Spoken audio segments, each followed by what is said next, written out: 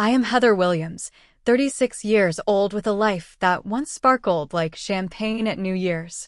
That was until this morning when a young woman stood in my kitchen, twirling her blonde hair with manicured fingers. "Your husband is having my child," she announced, her red lips curving into what could only be described as victory. My coffee mug slipped from my fingers, shattering like my world. Little did she know, by sunset, they would both learn what happens when you destroy the wrong woman's life. If you are watching this, drop a comment telling me where you are from and subscribe to see what happened next. I used to believe I had it all. A successful career as a marketing executive that I built from nothing. A handsome husband and a beautiful home in an upscale neighborhood with manicured lawns and friendly neighbors who waved as they walked their purebred dogs. The American dream. Wrapped in a bow with my name on it. James and I met at an industry conference in Chicago 7 years ago. I was presenting a breakthrough campaign that had doubled my client's market share, and he was there representing his investment firm. Our eyes met across a crowded networking event, and by the end of the night, we were sharing drinks and dreams in the hotel bar. James had this way of making me feel like I was the only person in any room. His deep blue eyes focused entirely on me when I spoke, like every word mattered. Our romance was a whirlwind. Within 6 months, we were engaged. By the 1-year mark, we had exchanged vows in a vineyard ceremony that cost more than my first car.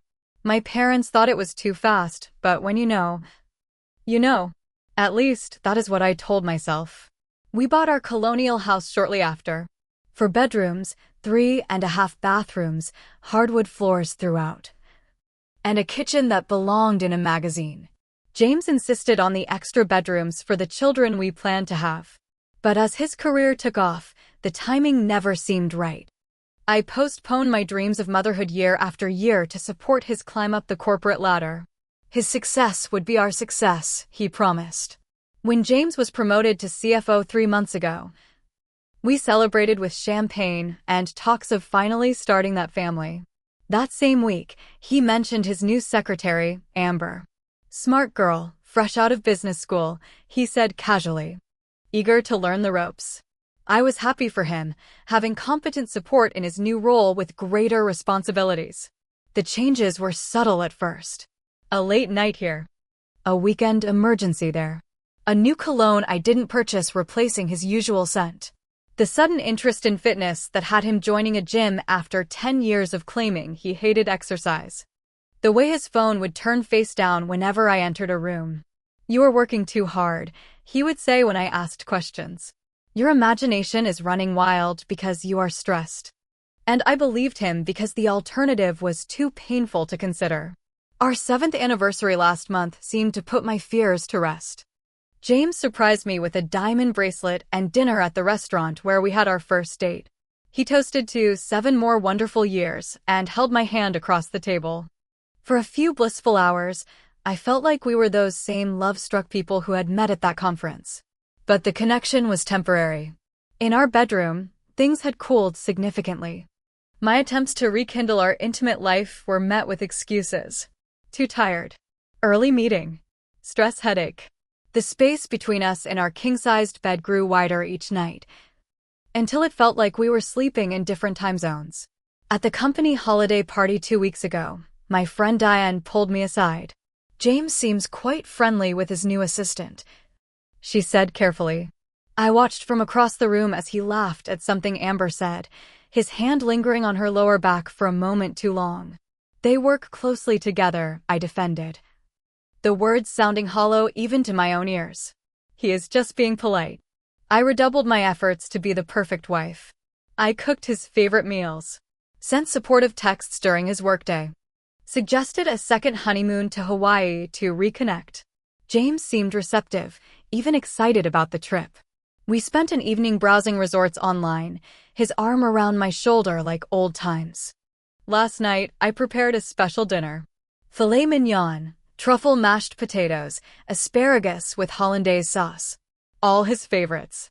At 5, he texted, "Emergency board meeting. Don't wait up." The candles burned down to stubs as I sat alone at our dining table. I wrapped his portion and put it in the refrigerator, telling myself there would be other nights. I went to bed alone again, the right side of the mattress cold and untouched.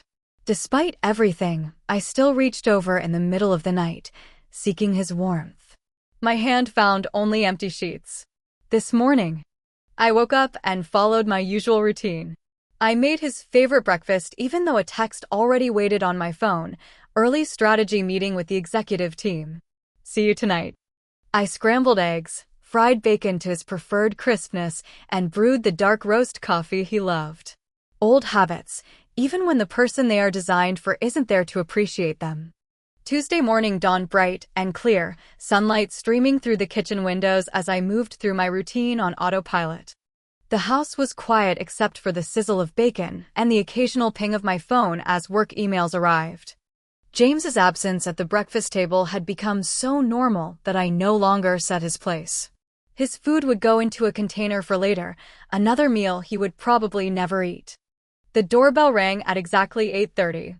Unusual for that hour, but I assumed it was a package delivery. I wiped my hands on a kitchen towel and made my way to the front door, catching a glimpse of myself in the hallway mirror. No makeup, hair in a messy bun, wearing yoga pants and one of James's old college t-shirts. Not exactly ready for company. When I opened the door, I found myself face to face with a young woman who looked like she had stepped out of a fashion magazine. Sleek blonde hair fell in perfect waves around a heart-shaped face. Designer sunglasses perched on top of her head. Her red dress hugged curves that made my regular gym sessions seem pointless. And the red-bottomed shoes she wore probably cost more than my entire outfit collection. "You must be Heather," she said with a smile that didn't reach her eyes. Before I could respond, she stepped past me into the foyer, the scent of an expensive perfume trailing behind her. The same perfume I had detected on James's shirts recently. "I am sorry, who are you?" I asked, closing the door more out of confusion than hospitality. She turned slowly, taking in the family photos on the wall, the antique console table we had bought on our trip to Vermont, the crystal vase filled with fresh flowers.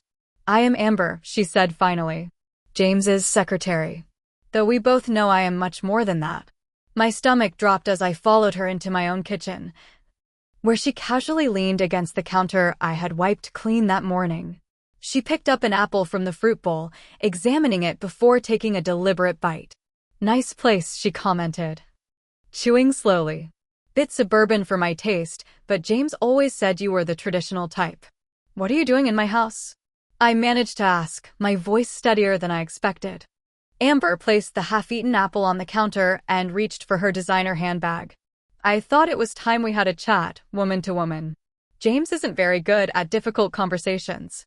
She pulled out her phone and held it up, showing me a photo that made my knees weak. James and Amber, his arms around her, both of them laughing on what appeared to be a beach. The same beach resort in Florida, where he had allegedly attended a financial conference last month. "We have been seeing each other for 6 months now," she continued, swiping to show more intimate photos that burned into my retinas. "It started with late nights at the office, then drinks to celebrate closing deals, and well." She shrugged delicately. "You know how these things progress." The bacon began to burn. I moved robotically to turn off the stove, buying myself precious seconds to process what was happening. 6 months. Half a year of lies.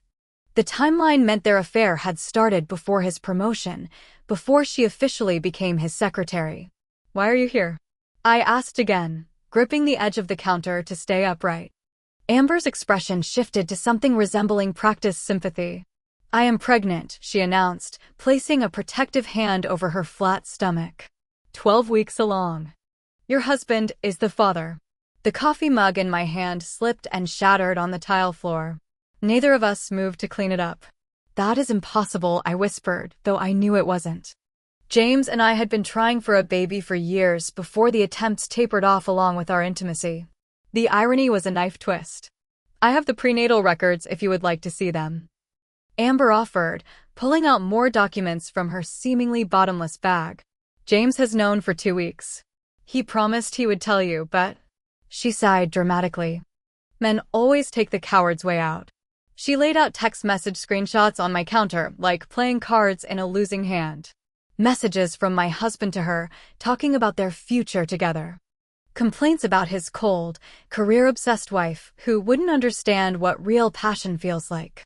Plans for when they would be together officially.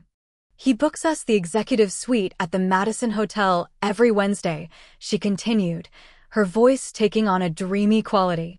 He knows the staff there now. They send up champagne without him even asking. Each word was another crack in the foundation of my life. I thought of all the Wednesday nights when James came home late, claiming client dinners or executive meetings. We did not plan for this baby, Amber said, returning to her primary bombshell. But James is excited. He says it is fate giving him a second chance at happiness. What do you want? I finally asked, the question that had been screaming in my head since she walked through my door. Amber's sympathetic mask slipped, revealing the calculated intent beneath. James needs to make a choice, she said flatly.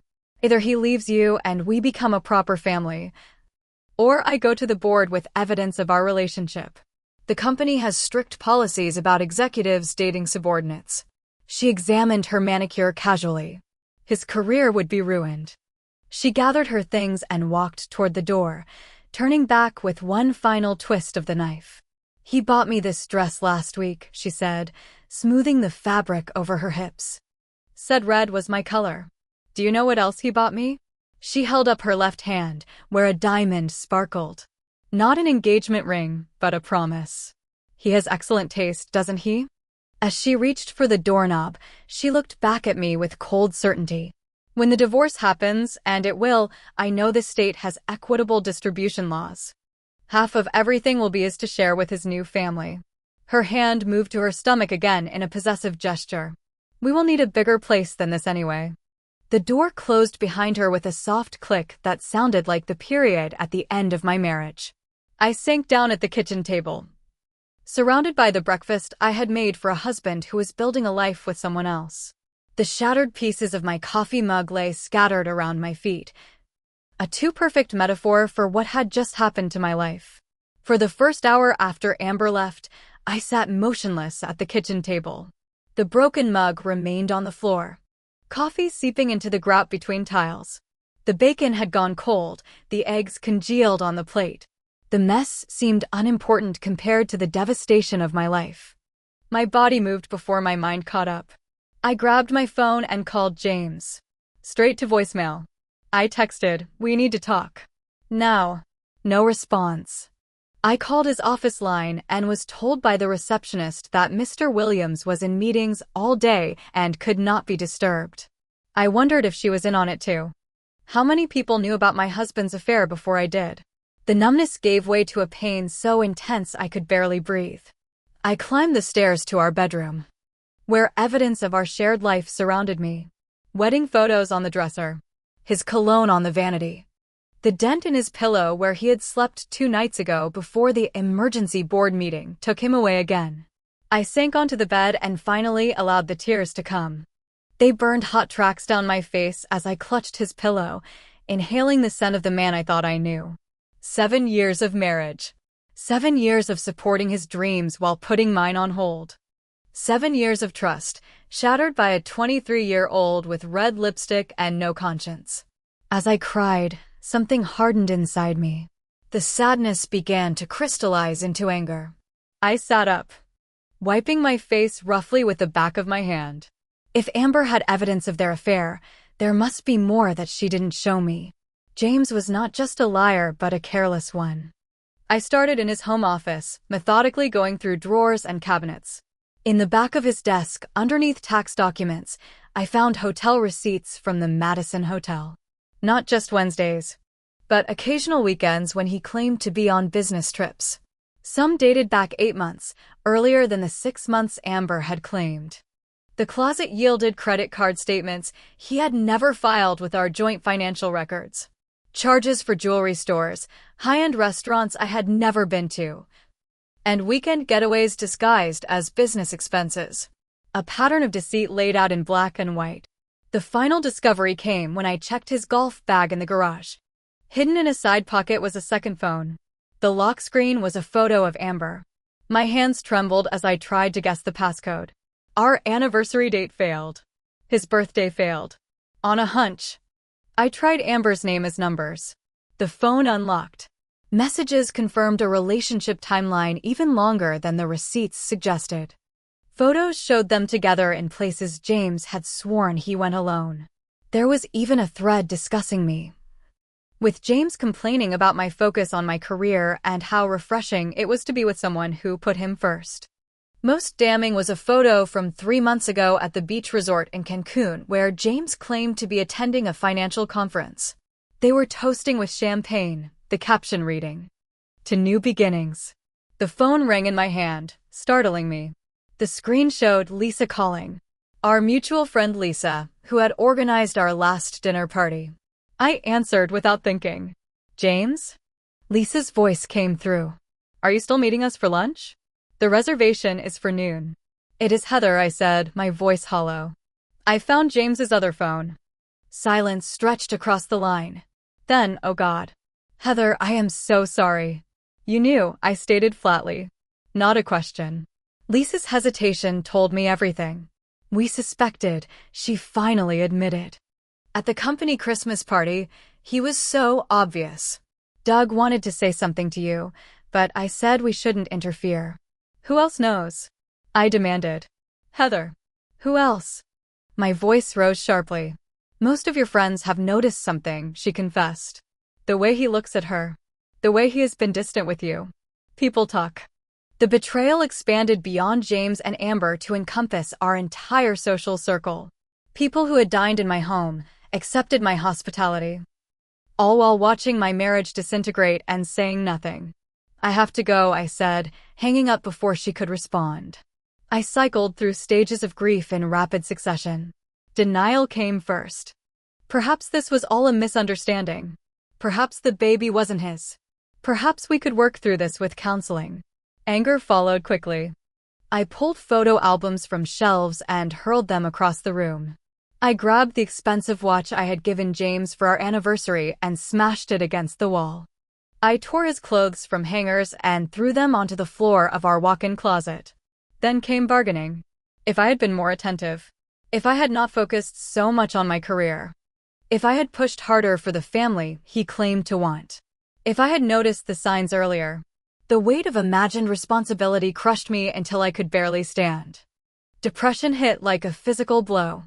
I sank to the floor of our closet, surrounded by the trappings of our shared life, and felt utterly alone. This was the end of everything I had built my future around. The family we would never have. The retirement we would never share. The love I thought was unshakable, revealed as an illusion. As I sat there, something caught my eye. In the back corner of the closet, behind James's golf shoes, was a small safe I had never noticed before.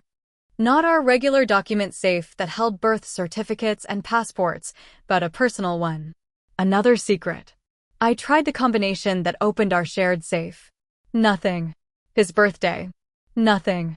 Then, with bitter certainty, I tried Amber's birthday, which I had seen in the messages on the phone. The safe clicked open. Inside were financial documents unlike any I had seen in our regular files. Investment records for accounts I didn't recognize. Property deeds for a lakeside cabin purchased 6 months ago. And most importantly, a lease application for an apartment in the upscale downtown district. The application had 2 names, James Williams and Amber Sullivan. The date on the application was 2 weeks ago. The move-in date was scheduled for next month. He wasn't just having an affair.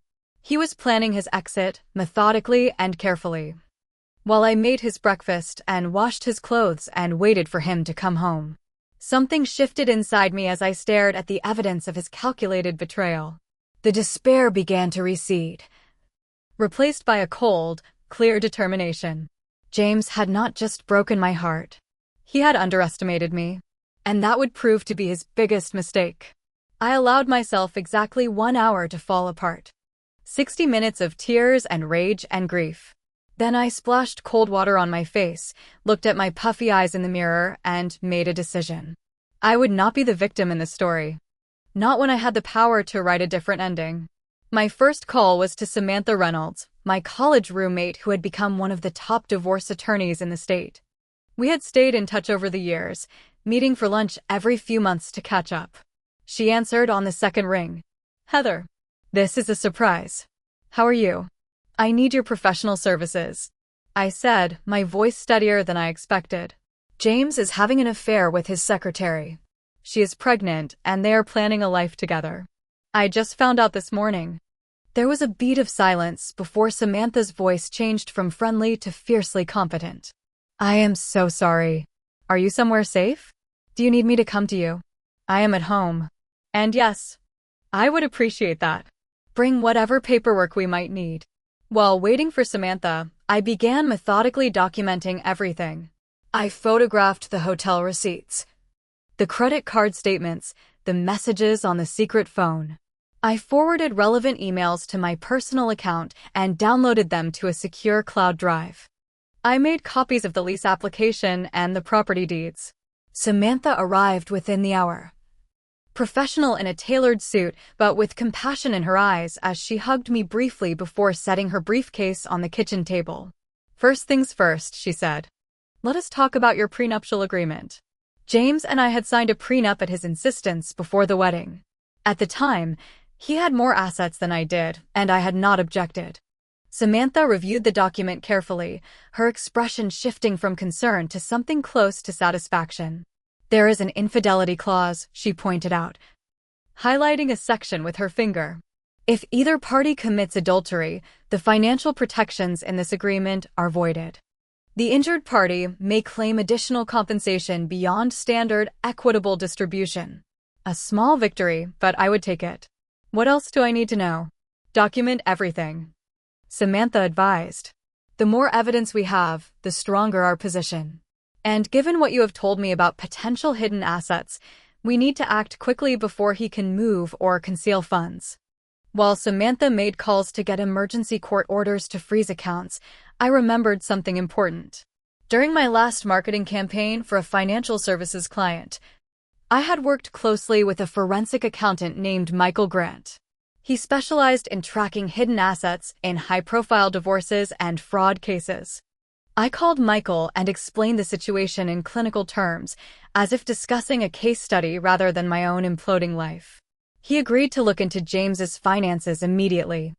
"There is something else," I told Samantha when I finished the call with Michael. "I found some strange financial documents in James's private safe. Investment records for accounts I did not know about and transactions that look irregular." Samantha's eyebrows rose. "What kind of irregularities?"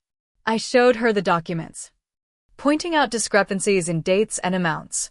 "These transactions don't match what I know about his company's investment patterns. And this account seems to be receiving large deposits from a shell corporation I have never heard of." "This could be significant," Samantha said carefully. "If James has been engaging in financial impropriety through his company position, that creates additional leverage. And additional risk for Amber," I added, a plan beginning to form. "She threatened to expose their relationship to the board if he doesn't leave me. But what if there is something much worse that could be exposed?" We spent the next hour reviewing the financial documents more carefully. Michael called back with preliminary findings that confirmed my suspicions. James had been systematically diverting company funds through a complex series of transactions, skimming small amounts that added up to a substantial sum over time. "This is beyond a divorce case," Samantha warned. "This is potential criminal activity. I need more information before deciding how to proceed," I said. "And I need to understand exactly what Amber knows about all of this." I turned my attention to investigating Amber Sullivan. A social media search revealed carefully curated profiles showcasing a luxurious lifestyle beyond what a standard executive assistant salary could support. Designer clothes, exotic vacations, expensive restaurants. Either she came from money or someone was bankrolling her. Digging deeper, I discovered that Amber had worked at 3 different investment firms in the past 5 years. Each time, she had been hired as an assistant to a high-ranking executive. Each time, she had left under unclear circumstances. A call to a friend in HR at one of those firms yielded interesting information. "Amber Sullivan? Oh, we remember her," Beautiful girl, very ambitious. Left after settling a harassment claim against our former CFO. Thomas had to resign after the scandal. His wife left him too. Messy situation all around. A pattern emerged as I contacted the other firms. Amber had a history of relationships with married executives, followed by settlements or promotions. The pregnancy claim was new, though. I wondered if it was even true. By late afternoon, I had compiled a comprehensive dossier on both James and Amber. I had evidence of their affair, their future plans, James's financial misconduct, and Amber's history of targeting married executives. I stored digital copies in multiple secure locations and left physical copies with Samantha for safekeeping. What now? Samantha asked as we reviewed our findings. Now I confront them, I said. Both of them. Together.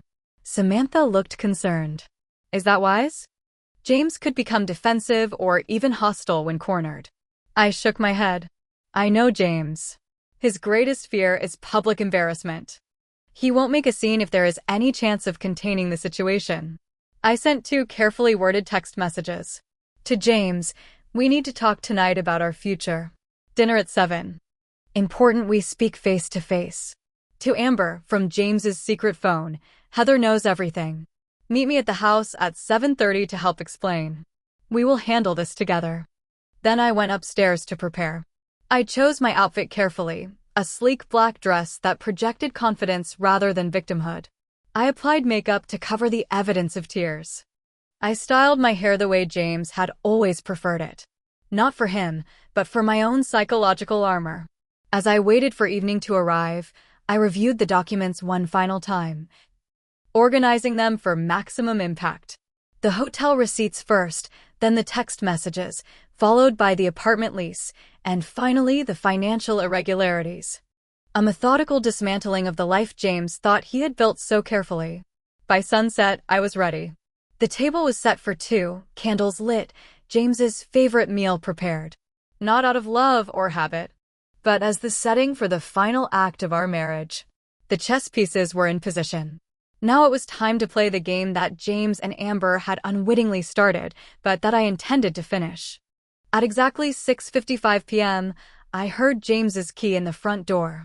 I stood in the dining room, a glass of wine in my hand, the table set with our best china and crystal.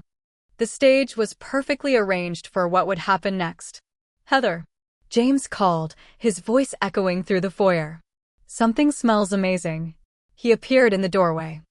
Still in his business suit, looking exactly like the successful, trustworthy husband I had believed him to be for 7 years. The sight of him, so normal and yet now so foreign, made my heart contract painfully. Welcome home, I said, my voice calm and measured. I made your favorite. Filet mignon, medium rare. James loosened his tie, looking both relieved and wary. What is the occasion? Do I need an occasion to cook for my husband? I gestured to the chair across from mine. Sit. We should talk before the food gets cold. He sat cautiously, eyeing the elaborate setup. Your text sounded serious. Is everything okay? I took a sip of wine, allowing the silence to stretch uncomfortably. I had an interesting visitor this morning. I finally said. Your secretary, Amber.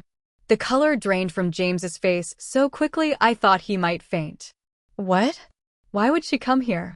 She wanted to introduce herself properly, I said, placing a hotel receipt on the table between us. As the mother of your child. James stared at the receipt, then back at me, his mouth opening and closing without sound. Finally, he managed. Heather, I can explain. Can you explain this? I placed another receipt beside the first. Or this. A third joined the growing collection. 7 months of hotel rooms, James. 7 months of lies. It is not what you think, he started, the oldest cliché in the book of infidelity. Is it not an affair with your 23-year-old secretary? I asked. Voice still eerily calm. Is she not claiming to be pregnant with your baby? Are you not planning to leave me next month for your new apartment together? With each question, I added another piece of evidence to the table. James's face cycled through shock, shame, and calculation. I could almost see his mind racing to find a way out, a story that would minimize the damage. It was a mistake, he finally said. A stupid, terrible mistake. She means nothing to me. Interesting, I replied. That is not what these suggest. I slid his secret phone across the table, opened to the messages where he had proclaimed his love for Amber, his excitement about their future together, his relief at finally finding someone who understood him. Where did you get that? He demanded, reaching for the phone. I pulled it back. You really should choose better hiding places than your golf bag. A game you have not played in over a year, by the way. James ran a hand through his hair, desperation replacing his initial shock. Okay, yes, I have been seeing Amber. It was wrong, I know that. But people make mistakes, Heather. Marriages hit rough patches. We can work through this. The doorbell rang before I could respond. James froze, panic flashing across his face. Who is that? Why don't we find out? I stood and walked to the front door, aware of James following close behind me, whispering urgent questions I chose to ignore. Amber stood on our porch, wearing a different but equally expensive outfit than she had that morning. Her confident smile faltered when she saw both of us in the doorway. James, she said, confusion clear in her voice. I thought you said to come at 7:30. I did not text you, James said quickly, looking between Amber and me with growing alarm. Actually, I did, I admitted, stepping back to allow Amber into the house. I thought it would be more efficient if we could all talk together. One conversation instead of the many lies I am sure you both had planned. Amber hesitated, clearly calculating her next move. Finally, she stepped inside, her designer heels clicking on the hardwood floor as we moved to the living room. Please sit. I gestured to the couch. Neither of them moved. Fine. We can stand for this. Heather, this is inappropriate, James started, attempting to regain control of the situation. Whatever issues we have should be discussed privately. Like you discussed your plans to leave me privately with Amber? I asked. Or how you both discussed my personal life and marriage behind my back for months. I turned to Amber. He told you I was cold and career-obsessed, right? That I did not understand him like you do? Amber's eyes darted to James, seeking guidance. When none came, she lifted her chin defiantly. James and I love each other. We didn't mean for anyone to get hurt, but these things happen. Things like getting pregnant with a married man's child? I asked. Or things like systematically targeting married executives at multiple firms. Her composure slipped. What are you talking about? Thomas Jenkins at Meridian Investments, I said. David Cooper at Fidelity Partners. Both married. Both disgraced after their relationships with you came to light. You have quite a pattern, Amber. James turned to Amber, confusion and the first hint of suspicion crossing his face. You never mentioned working at those firms. It was not relevant, she snapped. Her carefully constructed poise cracking. This is about us, James. About our future. About our baby. Is there even a baby? I asked quietly. The question hung in the air like a live grenade.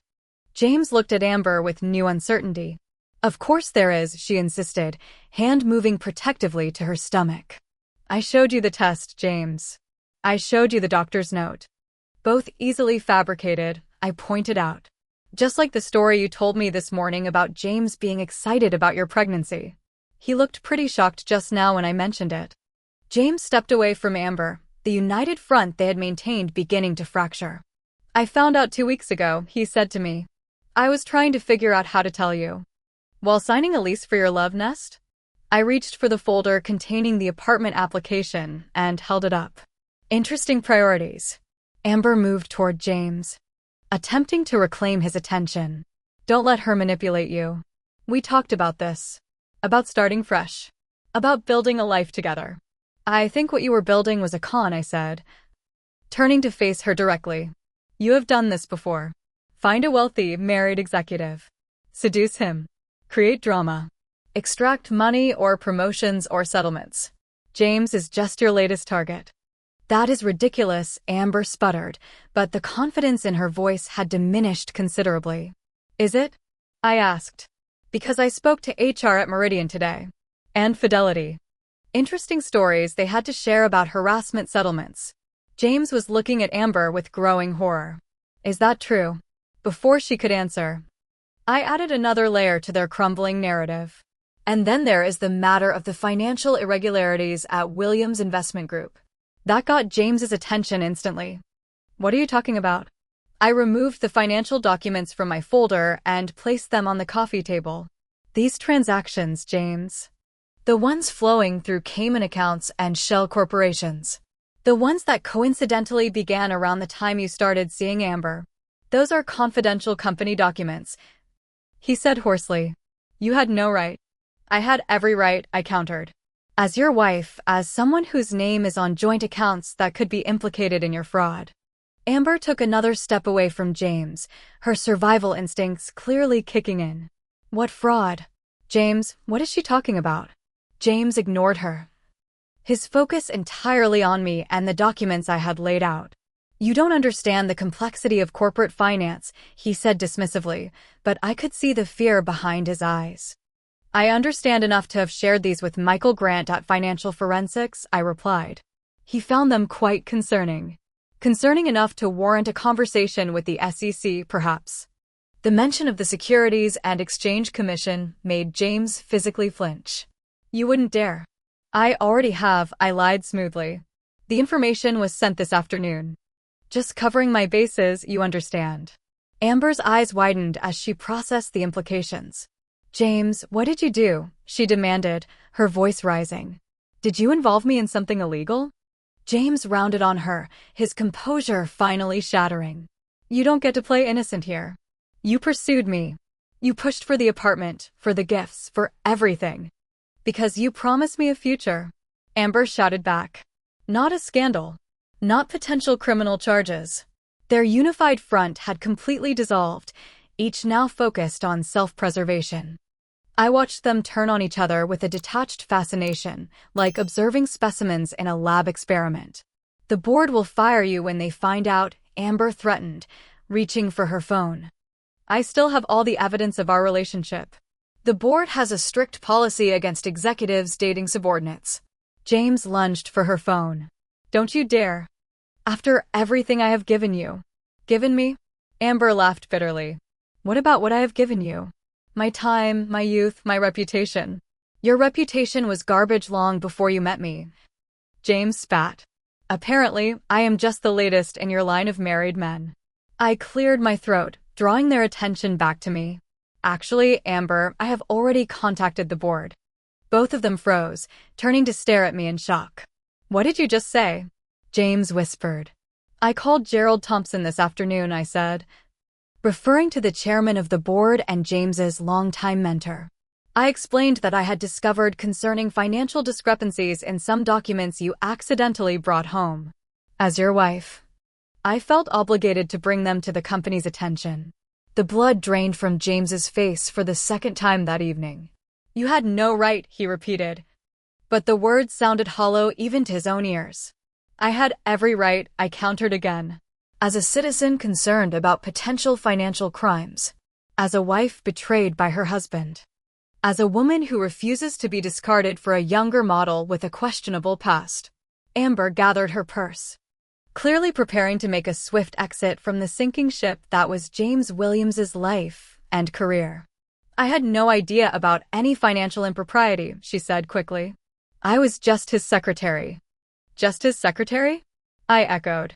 Not the mother of his child? Not his soulmate and future wife. She avoided my gaze, focusing instead on James. Is what she's saying true? Have you been embezzling from the company? James's silence was all the confirmation she needed. I want no part of this, Amber declared, backing toward the door. And for the record, there is no baby. There never was. I just needed to accelerate the timeline when I found those financial documents in your desk. The final betrayal hit James like a physical blow. He sank onto the couch, head in his hands. You were going through my files? Amber shrugged, her mask of devotion completely discarded. I am not going down for your crimes, James. Find yourself another scapegoat. With that parting shot, she walked out, the door closing behind her with finality. The silence that followed was deafening. James and I remained frozen in our positions as the sound of Amber's car engine faded into the distance. He sat slumped on the couch, a portrait of defeat, while I stood with the evidence of his betrayals spread out before us like a roadmap of destruction. She was lying about the pregnancy, he finally said, his voice hollow. All this time. And you were lying about everything else, I replied, no sympathy in my voice. 7 years of marriage, James. 7 years of building a life together. And you threw it all away for someone who was using you just as much as you were using me. He looked up, desperation in his eyes. The board, did you really call Gerald? Yes, I confirmed. Though I may have exaggerated about sending the documents to the SEC. That has not happened. Yet? A flicker of hope crossed his face. Then there is still time to contain this. I can explain the transactions to Gerald. They are complex but legitimate. Mostly legitimate. Mostly? I raised an eyebrow. That is not a very reassuring qualifier when discussing financial compliance. James stood and began pacing, his mind visibly racing for solutions. Listen, Heather, we can work together on this. You do not want a scandal any more than I do. Think about how it would affect you, your career, your reputation. My reputation? I laughed without humor. My reputation as the wife who was too blind to see her husband was cheating? Or my reputation as the wife who finally stood up for herself? I made a mistake with Amber, he admitted. Switching tactics. A terrible, unforgivable mistake. But we have 7 years together, Heather. Does that count for nothing? It counted for nothing to you when you were booking hotel rooms and signing apartment leases, I pointed out. It counted for nothing when you were complaining to your mistress about your cold, career-obsessed wife. He flinched at the direct quote from his own messages. People say things they don't mean in those situations. Which part didn't you mean? I asked. The part where you loved her? The part where you were excited to start a new life without me? Or the part where you diverted company funds to build that new life? The financial situation is complicated, he deflected. There were investment opportunities that required discretion. Nothing illegal, just creative accounting. Creative enough to panic when I mentioned the SEC, I noted. Creative enough that your mistress wanted no part of it once she realized what you were doing. James ran his hands through his hair, his composure continuing to unravel. What do you want from me, Heather? What will it take to resolve this without destroying everything? I had been waiting for this question. The moment when James realized I held all the power he thought had been his. I want a divorce, I said simply. A clean, quiet, fair divorce. He looked almost relieved. Of course. Whatever you want. We can be civilized about this. My definition of fair may differ from yours, I cautioned. Samantha Reynolds is preparing the paperwork as we speak. His relief evaporated at the mention of my friend's name. You already have a lawyer? Samantha Reynolds, the shark who represented Catherine Miller in her divorce from that tech CEO? The very same, I confirmed. She was particularly interested in the infidelity clause in our prenuptial agreement. James paled. That was just standard language. No one actually enforces those clauses. Samantha disagrees, I said. And given the evidence I have collected, a judge is likely to disagree as well. What exactly are you asking for? He demanded, anger beginning to replace his initial shock. I removed a final document from my folder and placed it on top of the others. These are my terms. The house remains mine, as it is primarily in my name already. My retirement accounts remain untouched. I receive 50% of all marital assets, including those held in the accounts you thought I didn't know about. James skimmed the document, his face darkening. This is highway robbery. This is the consequence of betrayal, I corrected. And it is significantly less than what you would lose if I took this to court and made your financial, creativity, public knowledge. You are blackmailing me, he accused. I am offering you a way out that does not involve potential criminal charges, I countered. Gerald agreed to keep the board's investigation internal, provided you resign voluntarily and cooperate fully with their audit. The final piece of leverage hit home. James sank back onto the couch, the fight draining out of him. You have thought of everything. I learned from the best, I said without inflection.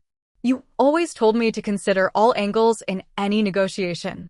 And if I refuse these terms, he asked. A last attempt at resistance.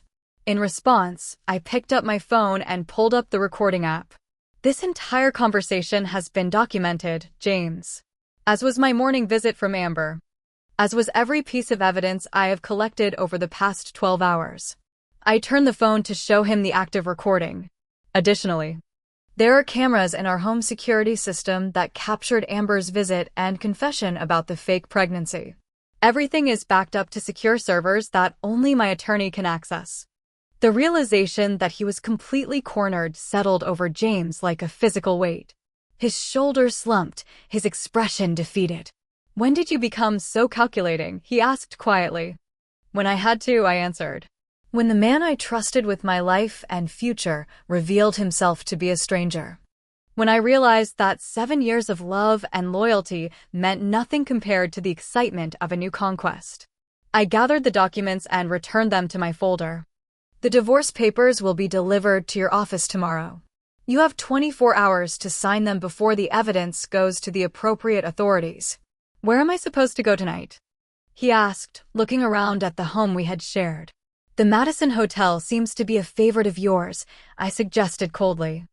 "Though I believe they will need a different credit card than the one you have been using. Those accounts have been frozen pending the divorce settlement." James stood slowly, the weight of consequences finally settling on him. "I did love you, Heather." "In the beginning." "The beginning was not enough," I replied. "And now we have reached the end." I watched from the window as James loaded a hastily packed suitcase into his car and drove away from the house and life we had built together. The headlights disappeared around the corner. And for the first time since Amber had appeared in my kitchen that morning, I allowed myself to breathe. The confrontation had gone exactly as planned. James had revealed his true nature when cornered. Amber had shown her true colors when threatened. And I had discovered a strength I never knew I possessed until it was absolutely necessary. I pulled out my phone and sent a message to Samantha. "It's done. He will sign." Her reply came seconds later. "Never doubted you for a moment. Conference call with Gerald Thompson tomorrow at 9 a.m. to discuss next steps." I walked through the quiet house, turning off lights and blowing out candles from the dinner that was never served. The home that had felt like a mausoleum of my failed marriage that morning now felt like the first page of a new chapter. A space that was wholly mine. As I climbed the stairs to the bedroom that would no longer echo with lies, I realized that James and Amber had indeed taught me a valuable lesson, though not the one they intended. They had shown me exactly who they were, and in the process, helped me discover exactly who I was. Someone stronger, smarter, and more resilient than any of us had realized. By destroying what I thought was my perfect life, they had inadvertently given me the opportunity to build something better. Something real. Something that belonged entirely to me. The house felt strangely peaceful that first night alone. Without James's presence, without the weight of suspicion and unspoken tensions, I slept better than I had in months. The king-size bed that had felt so empty when he was gone now felt spacious and mine alone. Morning came with the realization that this was day one of my new life. I made coffee just for myself, savoring the quiet as sunlight streamed through the kitchen windows. The broken mug from yesterday had been cleaned up, the shards disposed of. A fitting metaphor for what needed to happen next. Samantha called promptly at 8. "The papers have been delivered to James's hotel room. His lawyer has already reached out to begin negotiations." "Is he trying to contest the terms?" I asked, bracing myself for another battle. "Quite the opposite," Samantha replied, and I could hear the satisfaction in her voice. "He has agreed to everything.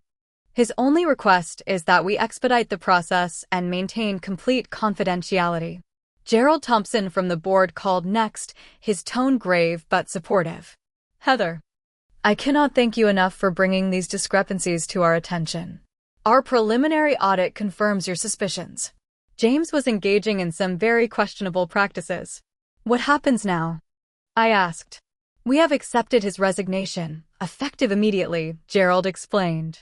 "Given his cooperation and your discretion, we have decided not to pursue criminal charges at this time. The company will recover the diverted funds and implement stronger controls." "And Amber?" I couldn't help asking. "Miss Sullivan has also tendered her resignation," Gerald said diplomatically. "I doubt she will be using us as a reference." The divorce proceeded with unexpected efficiency. James, facing professional disgrace and the threat of worse if he contested anything, signed every document put in front of him. The house remained mine. My financial future was secure. The prenuptial agreement's infidelity clause had given me significant leverage, just as Samantha predicted. The first few weeks were a strange mixture of grief and liberation. I alternated between crying over old photographs and dancing alone in the kitchen to music James had always hated. I painted the dining room a deep red that he would have called too dramatic and replaced our neutral bedroom with vibrant colors that energized me. My friend circle contracted, then expanded in new directions. Those who had known about the affair and said nothing naturally drifted away, their discomfort around me palpable. But others stepped forward. Colleagues became friends. Neighbors I had barely spoken to brought casseroles and invitations to book clubs. Diane, who had tried to warn me at the holiday party, became a regular visitor. I should have been more direct, she admitted over wine one evening. I saw the signs but didn't want to hurt you. You tried, I assured her. I wasn't ready to hear it then. My therapist, Dr. Martinez, helped me navigate the complex emotions that surfaced in the aftermath. Betrayal trauma, she called it. Your trust wasn't just broken by James, but by your entire social system. That takes time to process. At first, I threw myself into work, taking on new clients and projects that kept me too busy to dwell on the past. But Dr. Martinez gently suggested I find balance. Healing isn't just about distraction, she reminded me. It is about rebuilding your relationship with yourself. I reconnected with my parents, who had harbored reservations about James from the beginning, but had kept them to themselves out of respect for my choices. We just wanted you to be happy, my mother said during a long weekend visit. But we always thought you deserved better. 3 months after the divorce was finalized, I sold the colonial house. Too many memories lived in those walls, both good and bad. I bought a modern loft downtown, a space that had never known James's presence. Bright and open, with floor-to-ceiling windows and room for the art I had always wanted to collect, but that James had dismissed as not our style. The news about James came through the business grapevine rather than personal connections. After leaving the city, he had taken a significantly lower position at a small firm in another state. No one mentioned Amber. She had vanished from the narrative as completely as she had inserted herself into it. 6 months post-divorce, I launched my own marketing consultancy. My first client was a women's financial literacy nonprofit, a project that felt like karma in the best possible way. The campaign won industry recognition, bringing new clients and opportunities. I started saying yes to experiences I had previously declined. A photography class, a solo trip to Portugal, salsa dancing lessons where I met a diverse group of friends who knew nothing about my past and accepted me simply as I was in the present. Dating came later and on my own terms. I was transparent about my experience, but refused to let it define me. I am not bitter, I told Michael, the first man I felt genuine interest in after James. I am wiser. There is a difference. The 1-year anniversary of what I now called the Amber incident arrived with surprising gentleness. I had expected to feel the trauma resurface, but instead found myself reflecting on how far I had come. I was thriving professionally. My new home felt truly mine. My relationships were authentic and nurturing. That evening, I sat on my balcony overlooking the city lights, a glass of excellent wine in hand. My phone buzzed with a text from Samantha. Thinking of you today. Proud of how you've rebuilt. James never deserved you. I smiled and replied, best thing he ever did was underestimate me. The greatest lesson from the entire ordeal wasn't about James or Amber or even infidelity. It was about my own resilience and capacity for growth. The woman who had collapsed in tears on her kitchen floor a year ago had transformed into someone stronger. Not despite the betrayal, but because of how she had responded to it. I had learned to trust my instincts again. To recognize when something felt wrong and address it directly rather than making excuses or blaming myself. To build a support system based on genuine connection rather than social obligation.